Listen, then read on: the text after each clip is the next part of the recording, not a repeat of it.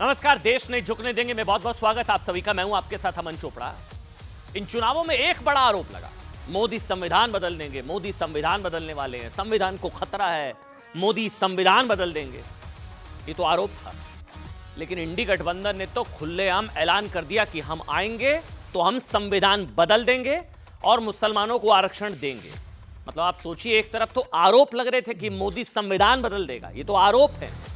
यहां तो इंडी गठबंधन के नेता ने खुलकर ऐलान कर दिया कि हम आएंगे तो संविधान बदलेंगे और संविधान बदला जाएगा मुस्लिम आरक्षण के लिए। तो कहीं ना कहीं प्रधानमंत्री नरेंद्र मोदी की बात सही साबित होती नजर आ रही है।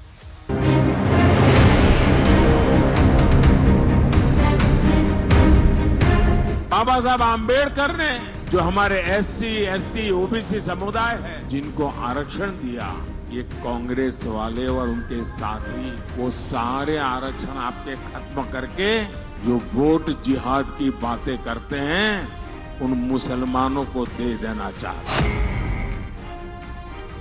किसी भी प्रकार के उस कार्य को जो असंवैधानिक हो, भारत के विभाजन की आधारशिला रखने वाला हो, भारत को कमजोर करने वाला हो, उसको कतई स्वीकार नहीं किया जाना चाहिए। आरक्षण ओबीसी जातियों का ही हुआ है, मुस्लिम जातियों को भी उसमें लिया गया ओबीसी के अंदर। देखिए, वो यहाँ के सरकारें करेंगी, पार्लियामेंट करेगी, पार्लियामेंट से संशोधन तो हो सकता है, ये अगर करेगी तो गठबंधन की सरकार करेगी। আমি ওবিসিদের রিজার্ভেশনও কাটতে দেব না, ওবিসিদের যেমন চলছিল চলবে, তপশিলীদের। अगर एकजुट होकर के मुस्लिम आरक्षण का विरोध नहीं किए तो आने वाले दिन में ये भारत को पाकिस्तान बना दें। ये ओबीसी के अधिकारों का हरण करने का प्रयास है, ये गलत है और इसकी जांच होनी चाहिए। धर्म के आधार पर आरक्षण कोई जन्म में नहीं मिलेगा।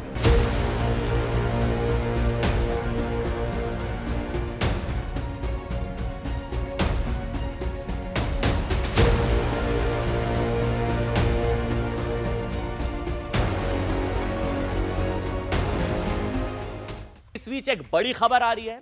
योगी सरकार ने यूपी में मुस्लिम आरक्षण पर बहुत बड़ा फैसला ले लिया है। मुसलमानों को ओबीसी कोटे में अगर लाभ मिल रहा है, सूत्रों के मुताबिक योगी सरकार मुसलमानों को मिल रहे ओबीसी आरक्षण की समीक्षा करने जा रही है। ये बहुत बड़ी खबर आ रही है। और राजस्थान में भी फैसला हो गया, ये बहुत बड़ी खबर आ रही है। ये समझ लीजिए, देश भर में जागृति कह लीजिए, आप इसको अवेकनिंग कह लीजिए, क्योंकि उत्तर प्रदेश में समीक्षा होगी। मुसलमानों को ओबीसी कोटे में आरक्षण अगर घुसपैठ कराई गई, किसने कराई पता नहीं, लेकिन किसी की भूल, मोदी करेंगे सुधार। खबर यह है कि उत्तर प्रदेश के साथ साथ राजस्थान में भी अब इस फैसले की समीक्षा होगी और संभवतः वो फैसला वापस लिया जाएगा। योगी सरकार मुसलमानों को मिल रहे ओबीसी कोटे में आरक्षण की समीक्षा करने जा रही है। यूपी में 2 दर्जन से ज्यादा मुस्लिम जातियों, देखिए वैसे तो ये जो बहुत बड़ा ये एक अलग से डिबेट का इशू है कि क्या हिंदुओं में तो जातियां होती हैं, हिंदू टुकड़े टुकड़े जातियों में बटा हुआ है, लेकिन अक्सर ये कहा जाता है कि क्योंकि जाति प्रथा वर्ण व्यवस्था हिंदुओं में है, इसलिए कन्वर्ट हो जाओ, मुसलमान बन जाओ, ये जो लालच दिया जाता है, क्योंकि मुसलमानों में जातियां नहीं होती, हिंदुओं में तो वर्ण व्यवस्था है, यही कहा जाता है ना। मतलब समझिए, 2011 में ममता सरकार ने जिस तरह ओबीसी आरक्षण में मुसलमानों की घुसपैठ कराई थी ना, ओबीसी का हक मारकर, हिंदुओं का हक मारकर, क्या इंडी गठबंधन की सरकार में वैसा हो सकता है? ये आशंका तो पहले जाहिर की जा रही थी। मोदी सरकार ने और प्रधानमंत्री नरेंद्र मोदी ने खुद कई बार देश को चेताया कि ओबीसी के हक में डाका डालकर या ओबीसी कोटे में डाका डालकर उनका हक मार के धर्म के आधार पर आरक्षण दिया जा सकता है। लेकिन अगर इंडी गठबंधन की सरकार बनी तो क्या वाकई ऐसा हो सकता है? क्या मुस्लिम आरक्षण के लिए संविधान बदल दिया जाएगा और तुष्टीकरण का आरक्षण वाला फॉर्मूला क्या पूरे देश में लागू हो जाएगा? अगर ऐसा हुआ तो यकीन मानिए, सोच कर चलिए, देश भर में जो ओबीसीज हैं उनके कोटे में किस तरह से डाका डालने का प्लान आज लीक हो गया ना, क्योंकि ये सिर्फ आरोप नहीं है, अब ये तो बयान आ गया है। क्या मुस्लिम आरक्षण ही इंडी गठबंधन का कॉमन मिनिमम प्रोग्राम है? जानते हैं ऐसे कई सवाल इसलिए हैं क्योंकि मुस्लिम आरक्षण पर इंडी गठबंधन की जो चुप्पी थी ना, आज वो प्लान लीक कर दिया। किसने किया? समाजवादी पार्टी के सीनियर लीडर एसटी हसन ने राज खोल दिया। आप ये भी कह सकते हैं कि एसटी हसन ने दरअसल मुस्लिम आरक्षण पर इंडी गठबंधन की सोच और इंडी गठबंधन के कॉमन मिनिमम प्रोग्राम का एजेंडा लीक कर दिया कि हमारा ये एजेंडा है संविधान बदलकर मुस्लिम आरक्षण देना। इंडी गठबंधन के लिए समाजवादी पार्टी की ओर से एसटी हसन ने कहा है कि इंडी गठबंधन की सरकार बनी तो देश का संविधान बदल देंगे और मुसलमानों को आरक्षण दिया जाएगा। एसटी हसन ने पूछा है कि मुसलमान क्या देश के नागरिक नहीं है, और अगर हिंदू जाति में धोबी ओबीसी आरक्षण का लाभ उसे मिल सकता है तो मुस्लिम में धोबी जाति को आरक्षण का लाभ क्यों नहीं मिल सकता। लेकिन यहां सवाल यह है कि जब ये कहा जाता है कि इस्लाम में धर्म में जात पात नहीं है और इस्लाम में जाति के नाम पर कोई भेदभाव नहीं, इस्लाम में सब बराबर हैं, तो फिर इस्लाम में जाति के नाम पर किसी तरह का आरक्षण क्या होना चाहिए नहीं होना चाहिए हम आप पर छोड़ते हैं।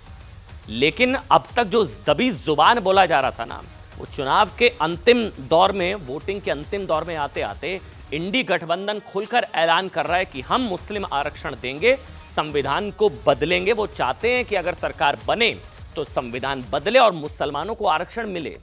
देखिए, एसटी हसन का बयान ऐसे वक्त में आया है जब मुस्लिम आरक्षण पर सबसे ज्यादा हाईलाइट में मुख्यमंत्री ममता बनर्जी हैं। लालू प्रसाद यादव भी, मतलब आपको लग रहा होगा कि एक नेता ने बोल दिया तो हम इतना बड़ा मुद्दा बना रहे हैं। नहीं भाई साहब, ये सोच है, क्योंकि लालू प्रसाद यादव भी मुस्लिम आरक्षण की वकालत खुलकर कर चुके हैं। वो कह चुके हैं हाँ होना चाहिए। उनसे सवाल पूछा गया कि ओबीसी में इस तरह से अगर ऐसा होता है मुसलमानों को आरक्षण मिल, उन्होंने कहा बिल्कुल होना चाहिए। आप सोचिए, अब आप कहेंगे लालू प्रसाद यादव के कहने से क्या हो गया, एसटी हसन के कहने से क्या हो गया, राहुल गांधी ने तो नहीं कहा। साहब, राहुल गांधी तो पहले कह चुके हैं ना, वो तो बयान मैंने आपको कई बार सुना है। राहुल गांधी का 2012 वाला बयान भी लगातार हेडलाइन में बना हुआ है, जिसमें उन्होंने मुसलमानों को आरक्षण देने की बात कही थी। कहा कि मुलायम सिंह यादव इतनी बार मुख्यमंत्री रहे, नहीं दे पाए, कोई नहीं दे पाया, मैं दूंगा। मुसलमानों को आरक्षण देने की बात राहुल गांधी ने कही। सवाल उठाए थे कि वो मुस्लिम आरक्षण क्यों नहीं देते हैं। आप सोचिए, सवाल यह है कि क्या इसलिए समाजवादी पार्टी को लगा कि मुस्लिम आरक्षण की रेस में या तुष्टीकरण वाले आरक्षण की रेस में इंडी गठबंधन में वो पिछड़ रही है, या ये हो सकता है। और क्या इसलिए समाजवादी पार्टी की ओर से एसटी हसन ने बयान दिया कि इंडी की सरकार अगर बनती है तो मुस्लिम आरक्षण के लिए संविधान को बदल दिया जाएगा। देखिए, बार बार इस चीज का समझिए कि मुसलमानों को आरक्षण वैसे तो धर्म आधारित या धर्म के आधार पर आरक्षण गैर संवैधानिक है। सवाल ये नहीं है कि उनको दिया जाएगा, सवाल ये कि किससे लिया जाएगा। ओबीसी कोटे में अगर घुसपैठ कराई जाएगी, जैसी कराने की कोशिश बंगाल में हुई, जैसे हाई कोर्ट ने 5 लाख ओबीसी सर्टिफिकेट्स को रद्द कर दिया, अगर इस तरह की कोशिश होगी तो क्या वो संवैधानिक रूप से कोर्ट में टिकेगी। देखिए, एसटी हसन ने जो कहा है ना, आप इसको गंभीरता से लीजिए, क्योंकि उनकी बातों में दम क्यों है। ये बात आप राहुल गांधी, लालू प्रसाद यादव और एसटी हसन के बयान को समझ सकते हैं। तीनों के बयान को एक साथ सुनाता हूं मैं, राहुल गांधी, लालू प्रसाद यादव, एसटी हसन। क्या वो देश के नागरिक नहीं है या उनके भाई नहीं है? आरक्षण ओबीसी जातियों का ही हुआ है, मुस्लिम जातियों को भी उसमें लिया गया ओबीसी के अंदर। देखिए, वो यहाँ के सरकारें करेंगी, पार्लियामेंट करेगी, पार्लियामेंट से संशोधन तो हो सकता है। कौन सी सरकार? क्या कोई अमेंडमेंट नहीं किया जा सकता? और ये क्योंकि बीजेपी तो खुली भी मुसलमानों के विरोधी है, ये अगर करेगी तो गठबंधन की सरकार करेगी। उम्मीद है गठबंधन की सरकार आएगी तो संविधान में ये हमें ऊपर वाले से पूरी उम्मीद है, इंशाल्लाह गठबंधन सरकार मिलेगा, सबको मिलेगा न्याय। रिजर्वेशन तो मिलना चाहिए मुसलमानों को पूरा। हम देंगे, मुसलमान भाइयों को आरक्षण देंगे, शामिल करेंगे इनको। देखिए, इंडी गठबंधन में, मतलब आपने बयान सुन लिया, आपने राहुल गांधी का बयान सुना, आपने लालू प्रसाद यादव का बयान सुना, और मुखरता के साथ एसटी हसन सीनियर लीडर है समाजवादी पार्टी के। अब आप लोगों को लग रहा होगा एसटी हसन ने कह दिया, लालू प्रसाद यादव ने कह दिया, राहुल गांधी ने कह दिया, लेकिन एसटी हसन के बयान को अब तक किसी ने डिनाई भी नहीं किया। अगर वो गलती से कह गए कि हाँ हम संविधान बदल देंगे, संविधान को खतरा तो बीजेपी से है ना।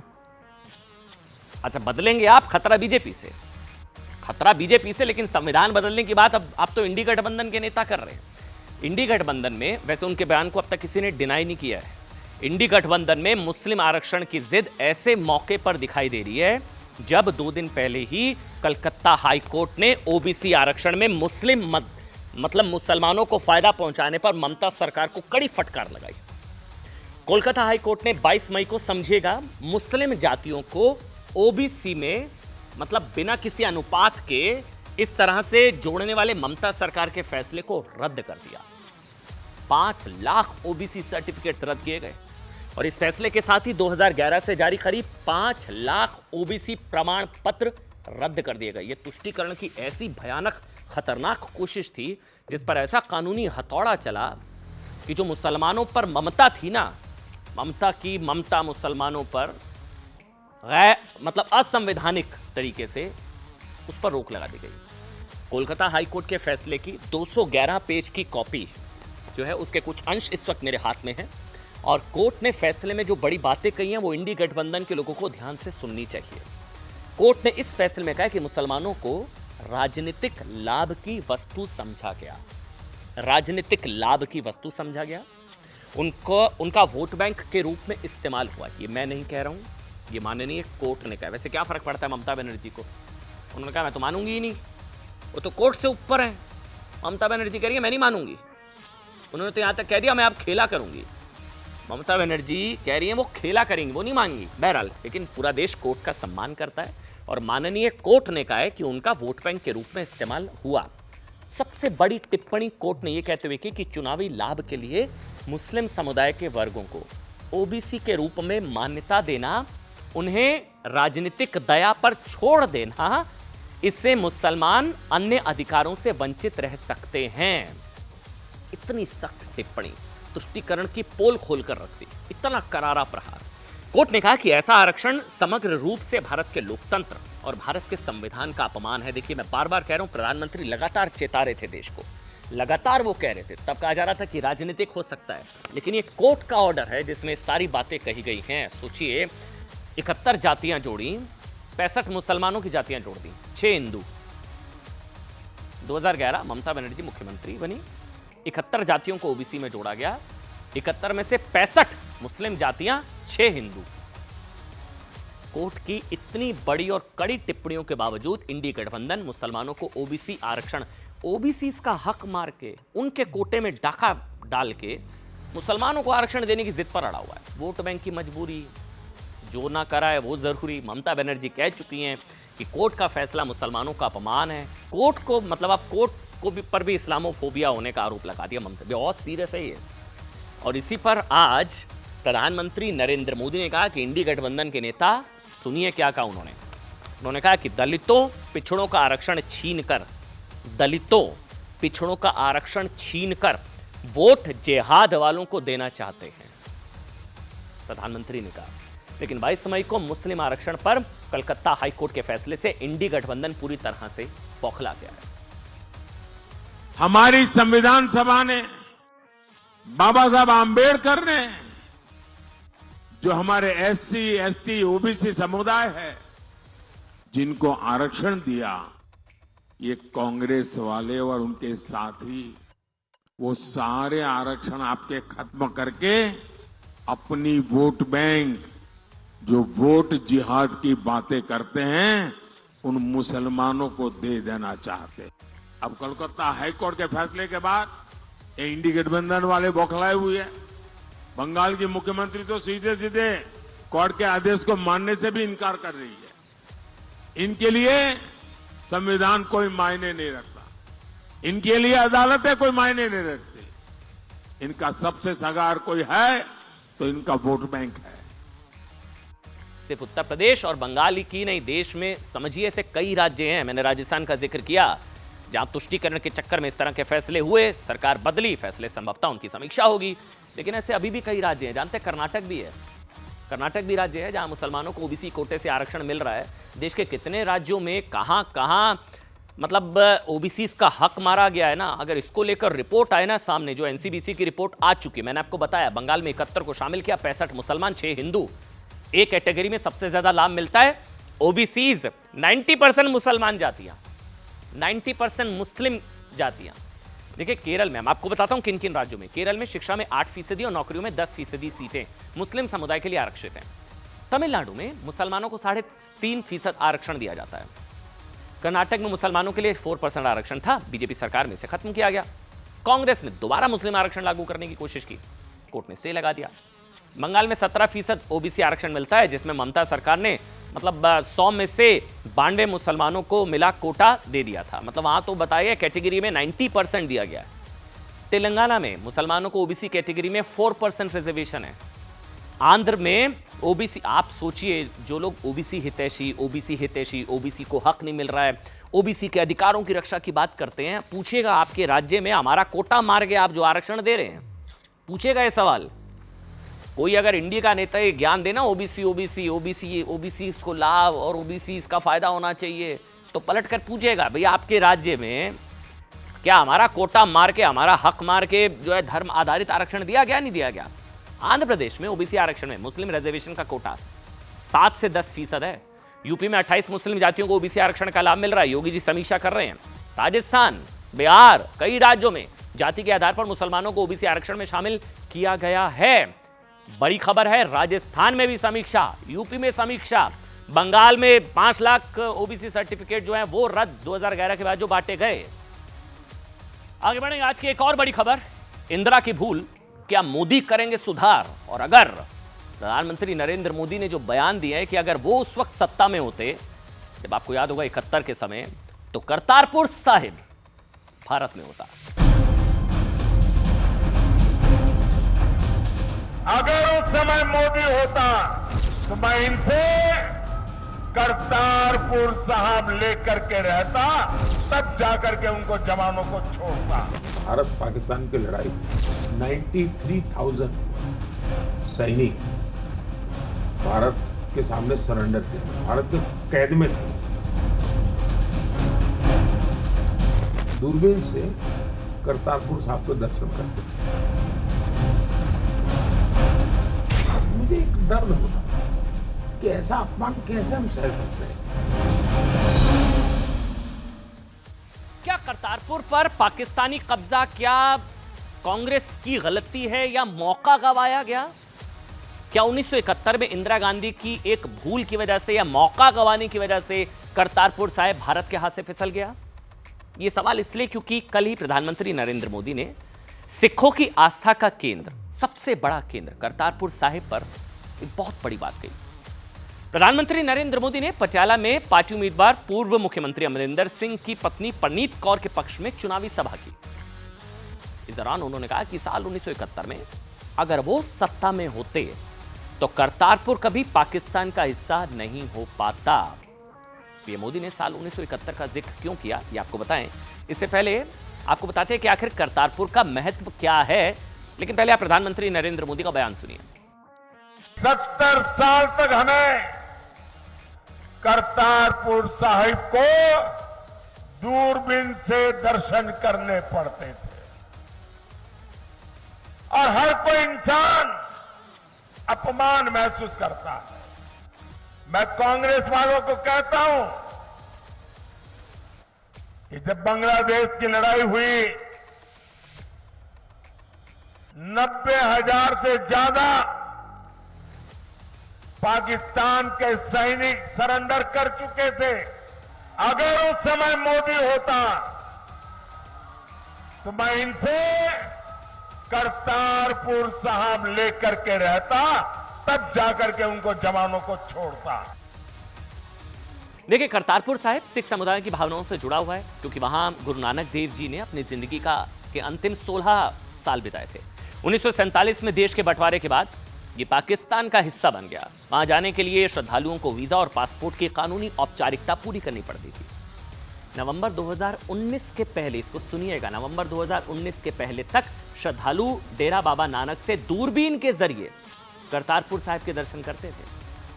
2019 में भारत और पाकिस्तान के बीच कॉरिडोर खोलने और बिना वीजा एंट्री पर सहमति बनी। समझौते के मुताबिक करीब 5,000 श्रद्धालु रोजाना डेरा बाबा नानक से गुरुद्वारा दरबार साहिब दर्शन करने जा सकते हैं।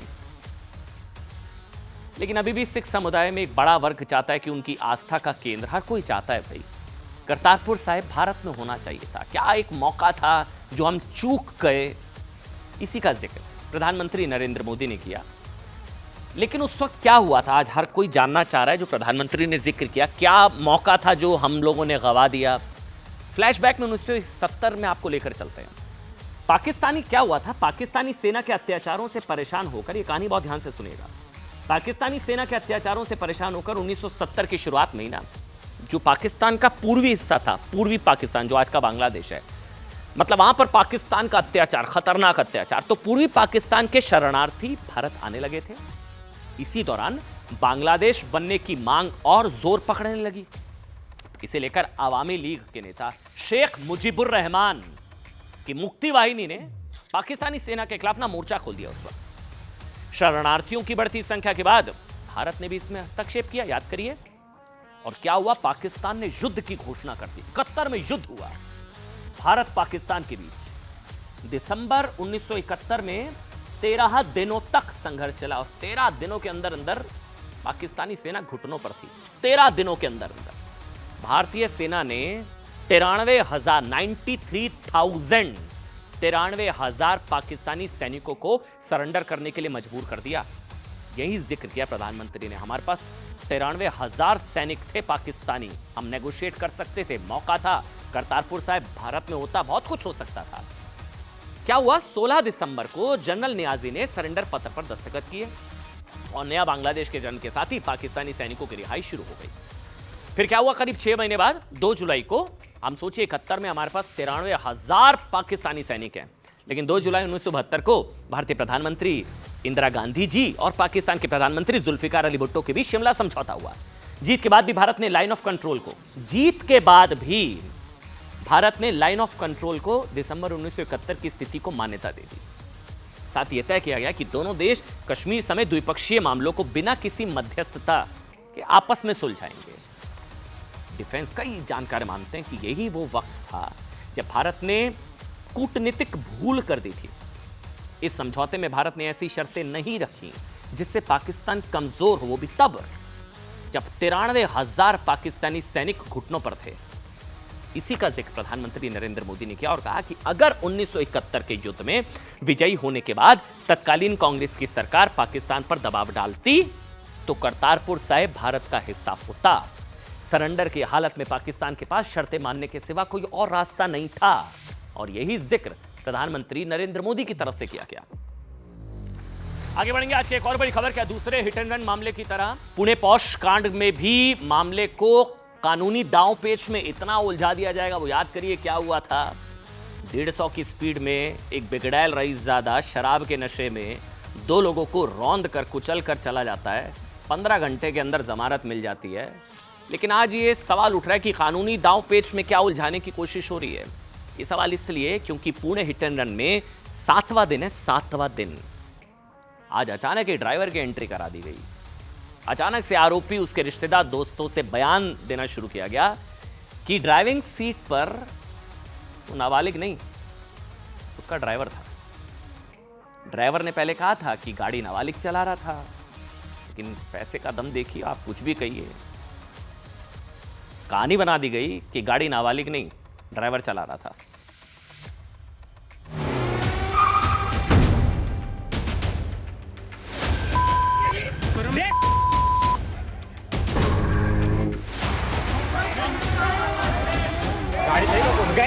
गाड़ी छोड़। 19 मई की रात को एक नाबालिग की रफ्तार की सनक ने 2 परिवारों को उजाड़ दिया। एक रईसजादे की वजह से 2 लोगों की जान चली गई। लेकिन शर्मनाक तो यह है कि पूरा सिस्टम आरोपी को बचाने में लगा है। इस पूरे मामले को कानूनी दांवपेच में उलझाकर बिगड़ैल रईसजादे को बचाने की कोशिश शुरू हो गई है।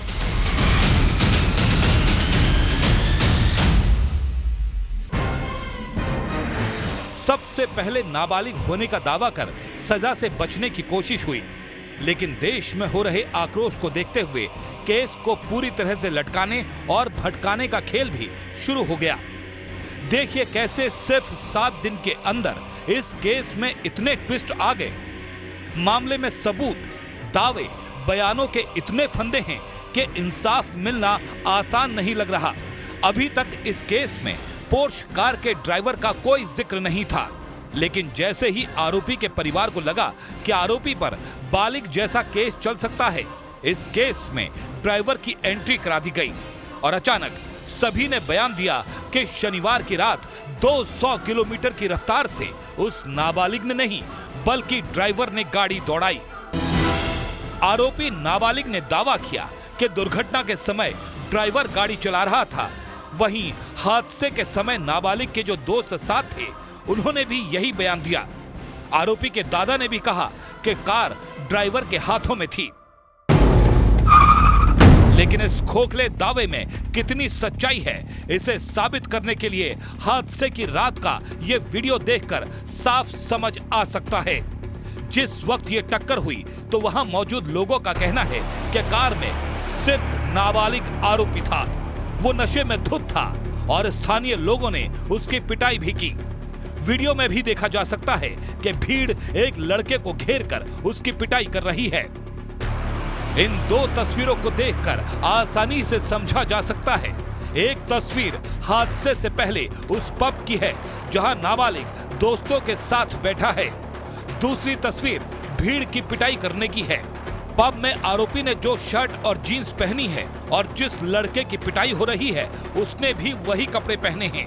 इस मामले में पुणे क्राइम ब्रांच की रिपोर्ट में क्या लिखा है ये भी देखिए। पुलिस जांच में कहा गया है कि नाबालिग आरोपी के 12वीं में पास होने की खुशी में उसके पिता विशाल अग्रवाल ने पोर्श कार उसे गिफ्ट में दी थी। शनिवार रात आरोपी पब में गया, दोस्तों के साथ शराब पी। 48,000 का बिल देने के बाद वो रात 12:15 बजे दूसरे पब में गया। वहां से 1:30 बजे रात में वो नशे में गाड़ी चलाते हुए निकला। जिस वक्त कल्याणी नगर में उसने टक्कर मारी उस वक्त कार में सिर्फ वही मौजूद था और उसने ड्राइवर को पहले ही घर जाने के लिए कह दिया था। हमारा केस एक 304A का case rash and negligent driving का केस नहीं है। हमारा case culpable homicide amounting to murder का है, जिसमें वो दारू पीते हुए कैमरा में दिख रहा है। वो एक महंगी गाड़ी बिना नंबर प्लेट के रैश ड्राइव करते हुए, ओवर स्पीड करते हुए एक रास्ते पे जो कि नैरो सड़क है जहाँ पे लोग आ रहे हैं जा रहे हैं, उस जगह पे वो चला रहा है। उसको पूरी नॉलेज थी कि ये एक्ट उसका किसी की डेथ हो सकती है, किसी की जान जा सकती है। इस नॉलेज के तहत उसने ये एक्ट किया है।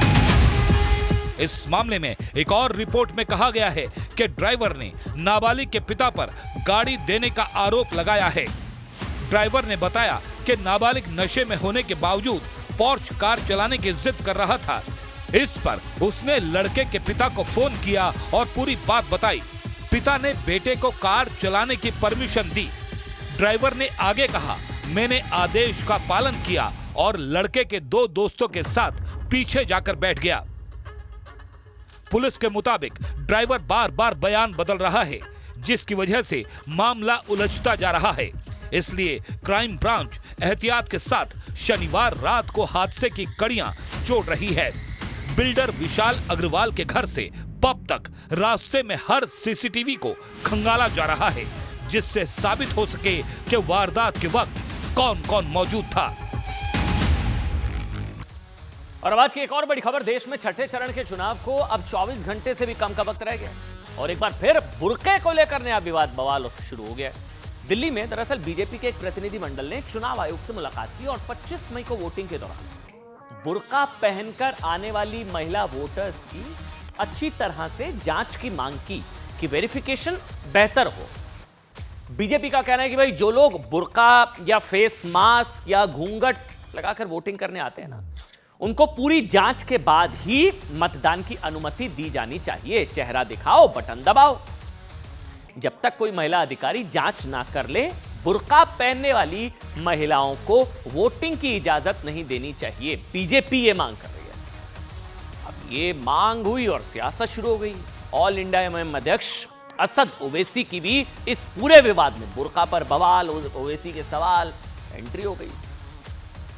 इलेक्शन कमीशन ऑफ इंडिया की हैंडबुक का क्लॉज है, इलेक्शन फेयर होना चाहिए, निष्पक्ष होना चाहिए। और दिल्ली में ऐसे कई बूथ हैं जहाँ एक वर्ग विशेष के आड़ में बोगस वोटिंग डाली जाती है। हर बार इस तरह की घटनाएं होती हैं। तो हमने तो सिर्फ निवेदन इतना किया है कि जो बहनें जब आधार कार्ड बनवाती हैं, वोटर आई कार्ड बनवाती हैं, पासपोर्ट बनवाती हैं, तब भी वो चेहरा दिखाती हैं। तो वोट डालते समय चेहरा दिखाने में क्या दिक्कत है? तो महिला अधिकारी अधिक मात्रा में सुनिश्चित की जाए और वो ये तय करे कि कोई भी वोटर बिना आइडेंटिफिकेशन के वोट ना डाले। सवाल यह कि क्या किसी को बिना चेहरा दिखाए वोटिंग की इजाजत होनी चाहिए या चेहरा देखा जाता है, इसको जबरदस्ती का मुद्दा बीजेपी बना रही है। बुरखे पर जबरदस्ती बवाल करने की कोशिश है, मुस्लिम महिलाओं को टारगेट करके। ये सब क्या जो ओवैसी कह रहे हैं वो सच है या जो बीजेपी कह रही है कि वेरिफिकेशन थोड़ी बेहतर हो, पता लग जाए ताकि फर्जी वोटिंग ना हो पाए बुरखे की आड़ में। या फिर क्या धर्म के आधार पर किसी को ये छूट क्या मिल सकती है कि भाई वो बिना चेहरा दिखाए वोट डाल सकता है? ऐसा वैसे होता नहीं है। मतलब जो वहां पर अधिकारी होते हैं, जो महिला अधिकारी होती हैं, वो ये भाई वेरिफिकेशन होती है। करीब 11 दिन पहले क्या हुआ था कि 13 मई को चौथे चरण की वोटिंग के दौरान हैदराबाद से बीजेपी उम्मीदवार, मैं आपको ये बता रहा हूं इस पूरे विवाद की शुरुआत कहां से हुई थी। याद करिए, माधवी लता ओवैसी के खिलाफ चुनाव लड़ रही। माधवी लता का भी एक वीडियो सामने आया था जिसमें वो मतदान केंद्र पर बुर्का पहनने वाली महिलाओं की खुद पहचान करते हुए दिखाई दी कि वो बुर्का हटा रही थी और आईडी चेक कर रही थी, जिसके बाद बवाल हो गया, हंगामा हो गया, विरोध हुआ। कुछ ही घंटों में माधवी लता के खिलाफ कई धाराओं में केस दर्ज कर लिया गया, एफआईआर हुई थी उनके खिलाफ, बड़ा बवाल हुआ। चलिए अब आप एक और तस्वीर देखिए जो ये शक जाहिर किया जा रहा है कि बुरके में फर्जी वोटिंग हो सकती है, नहीं हो सकती है, ये बेवजह का विवाद है, नहीं है। बीजेपी कह रही है जो है वेरिफिकेशन और बेहतर हो, जो है जांच हो, बिना जांच के ना वोटिंग करने दिया जाए, बुरके में फर्जी वोटिंग ना हो जाए। तो क्या ऐसा होता है? क्या ऐसा हुआ है कहीं? बिहार के दरभंगा में दरअसल हो गया ऐसा।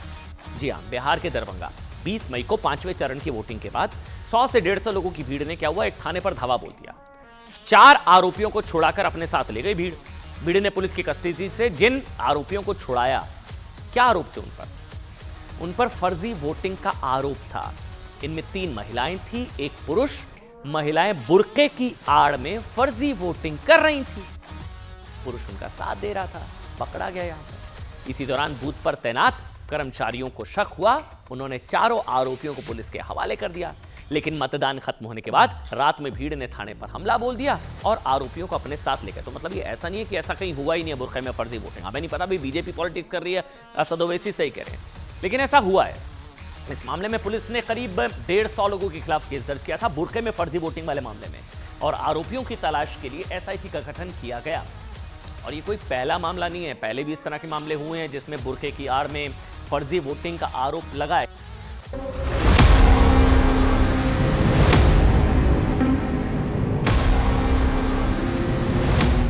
मैं कैंडिडेट हूं और as per law candidate has a right to check the identity card without the face mask. Owaisi साहब के पेट में दर्द क्यों हो रहा है? ओवैसी साहब, आपने तो 15-15 साल 16-16 साल की बच्चियों को बुर्का पहना कर फेक वोटिंग दिलवाई है।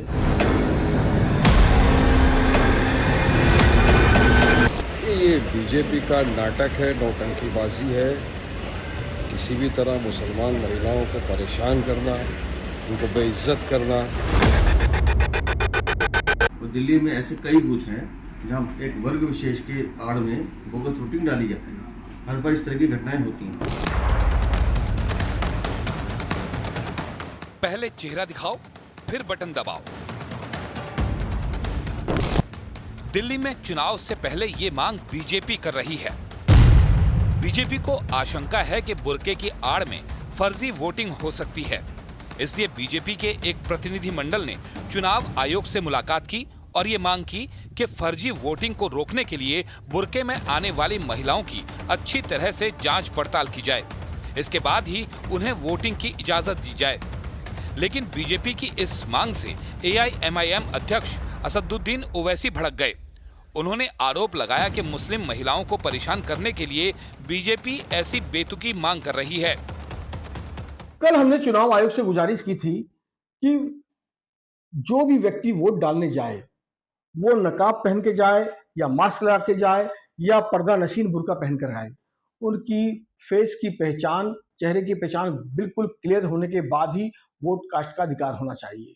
ओवैसी साहब के पेट में दर्द क्यों हो रहा है? ओवैसी साहब, आपने तो 15-15 साल 16-16 साल की बच्चियों को बुर्का पहना कर फेक वोटिंग दिलवाई है।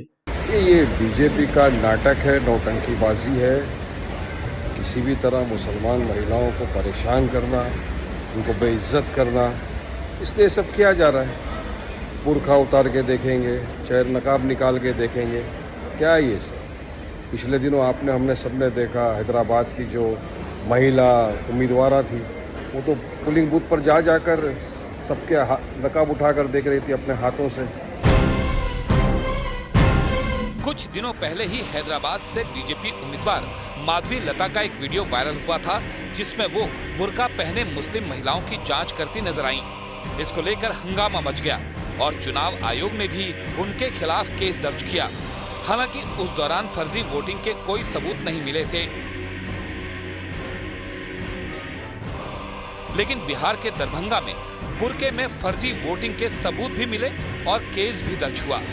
दरभंगा में 5वें चरण की वोटिंग के बाद 100-150 लोगों की भीड़ ने पुलिस थाने पर धावा बोल दिया और बुर्के की आड़ में फर्जी वोटिंग के आरोपियों को छुड़ा ली गई।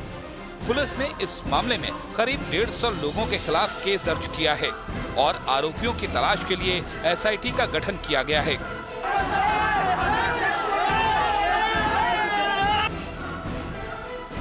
बुर्के की आड़ में फर्जी वोटिंग को लेकर उठ रहे इन्हीं सवालों के बीच दिल्ली में 25 मई को होने वाले चुनाव में बीजेपी बुर्का पहनकर आने वाली महिलाओं की अच्छी तरह से जांच की मांग कर रही है, लेकिन असदुद्दीन ओवैसी की एंट्री से अब इसको लेकर सियासत शुरू हो गई है।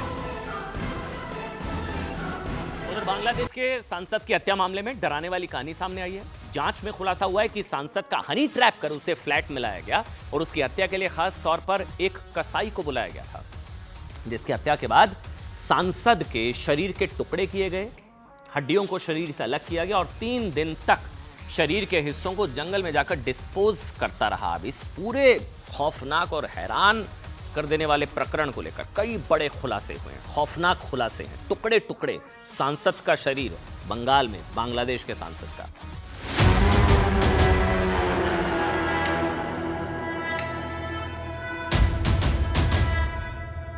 एक सांसद की हत्या की इतने खौफनाक कहानी जिसने भी सुनी उसकी रूह कांप गई। जुर्म का सबूत मिटाने के लिए उसने अलग तरीका भी ढूंढा, ऐसा तरीका जिससे न शिकार का पता चलता न सबूतों का नामो निशान। बांग्लादेश के सांसद अनवरुल अजीम की हत्या में आए इस सीसीटीवी ने वो सारे राज बेपर्दा कर दिए हैं।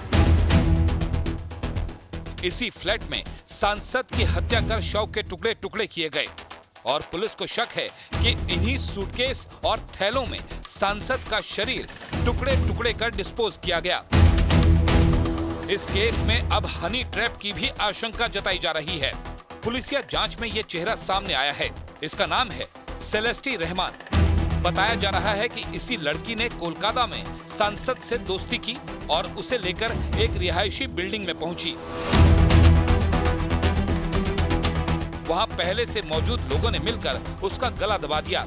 सेलेस्टी रहमान को सांसद अनवरुल अजीम के कारोबारी दोस्त ने मर्डर की सुपारी दी थी। हत्या की प्लानिंग 2 महीने पहले बनाई गई। पश्चिम बंगाल CID ने बांग्लादेश के सांसद की हत्या मामले में पहली गिरफ्तारी की और इसके बाद हत्याकांड के ऐसे राज सामने आए कि पुलिस वाले भी हैरान रह गए। इस वारदात को अंजाम देने के लिए मुंबई के पेशेवर कसाई को हायर कर कोलकाता बुलाया गया। उसका नाम है जिहाद हवलदार। मुंबई से कोलकाता आने पर जिहाद न्यू टाउन के फ्लैट पहुंचा। वहां अपने 4 बांग्लादेशी साथियों के साथ मिलकर जिहाद ने सांसद की गला दबाकर हत्या कर दी। जिहाद ने सांसद के शव की खाल उतारी और सारा मांस निकाल दिया। इसके बाद उन्होंने शरीर के हिस्सों को पॉलीथीन में पैक कर दिया। लगातार 3 दिनों तक इन आरोपियों ने शव के टुकड़ों को वहां से निकाला और टैक्सी के जरिए उन टुकड़ों को जगह जगह पर फेंक दिया। लेकिन सबसे चौंकाने वाली बात ये कि शव के टुकड़ों को इस तरह से डिस्पोज किया गया कि वो कभी पुलिस के हाथ न लगे। সেটা আমরা তদন্ত করছি। যদি আমরা দেখছি যে এখানে কি আমরা তো বললাম তো অ্যাকচুয়ালি তদন্ত শেষ না করি তো আসলে বলা যাবে না। এখানে নারীকে দিয়ে হানি ট্র্যাপ করা হয়েছে না, সেখানে টাকার কোনো ঘটনা ছিল বা সেখানে কোনো রাজনৈতিক কোনো মানে ছিল, সেখানে কি অর্থনৈতিকভাবে কোনো ছিল, অথবা সেখানে এলাকার দুর্বৃত্তদের দমন করতে গিয়ে কোনো গ্রুপ সৃষ্টি হয়েছে, সব কিছুই তদন্ত শেষ করে না বলা যাবে না। अब पुलिस हत्या के मास्टरमाइंड अख्तर उस्मा की तलाश में है, जो अमेरिका में रहता है। उसी ने सांसद की हत्या के लिए 5 करोड़ बांग्लादेशी टका की सुपारी दी थी। बताया जा रहा है कि अख्तर उस्मा और सांसद अनवरुल अजीम दोनों कारोबारी दोस्त हैं, लेकिन उनके बीच अनबन चल रही थी और इसीलिए हत्या की पूरी प्लानिंग की गई।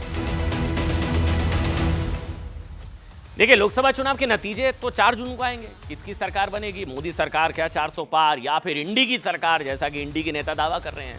लेकिन क्या 4 जून के नतीजों से पहले ना संभवतः रुझान आने शुरू हो गए, बहाने तलाशने शुरू हो गए कि ईवीएम में प्रॉब्लम है, गर्मी में चुनाव हो रहा है। अब एक नया आ गया, मतलब इसीलिए सवाल उठा है कि क्या फिर से तैयारी हो गई है कि ईवीएम पर ठीकरा फोड़ दिया जाए कि गलती ईवीएम की है। मोदी जी ऐसे थोड़ी ना जीते, पहले भी कहा जा रहा था। चुनाव आयोग पर सवाल उठाने की, वीवीपैट को हथियार बनाने की। हम ऐसा इसलिए करें क्योंकि आज की बड़ी खबर है, ईवीएम मामले में सुप्रीम कोर्ट से मिली बुरी हार के बाद आज एक और याचिका पर सुप्रीम कोर्ट ने चुनाव आयोग पर सवाल उठाने वालों को अंतरिम राहत देने से इंकार कर दिया। कोर्ट ने हालांकि याचिका को खारिज तो नहीं किया, लेकिन टाइमिंग पर सवाल उठाते हुए फिलहाल अंतरिम राहत देने से इंकार कर दिया। मामला सुनिए। मामला दरअसल एडीआर की उस याचिका का है जिसमें मांग की गई कि मतदान के पूरे आंकड़ों को 48 आवर्स के अंदर अपलोड किया जाए, ऐसा डायरेक्शन जो है ईसी को जारी करे कोर्ट ने इस मामले में क्या कहा, इसको जानने से पहले मामले के दोनों पक्षों, याचिकाकर्ता और चुनाव आयोग की दलीलें आपको जाननी चाहिए। हुआ क्या हुआ? याचिकाकर्ता ने मांग की कि मतदान के पूरे आंकड़े बूथवार जारी किए जाएं, किस बूथ पर कितने % वोट पड़ा, बूथवार जारी किए, और फॉर्म 17C यानी कि मतदान केंद्र पर डाले गए वोट के रिकॉर्ड को 48 घंटे के अंदर वेबसाइट पर अपलोड कर दिया जाए, 48 आवर्स। जवाब में चुनाव आयोग ने याचिका को संदेह और आशंकाओं पर आधारित बताते हुए विरोध किया। आयोग ने कहा कि रिकॉर्ड को वेबसाइट पर अपलोड करने से गड़बड़ी हो सकती है और चुनावी प्रक्रिया को लेकर जनता में संदेह पैदा हो सकता है।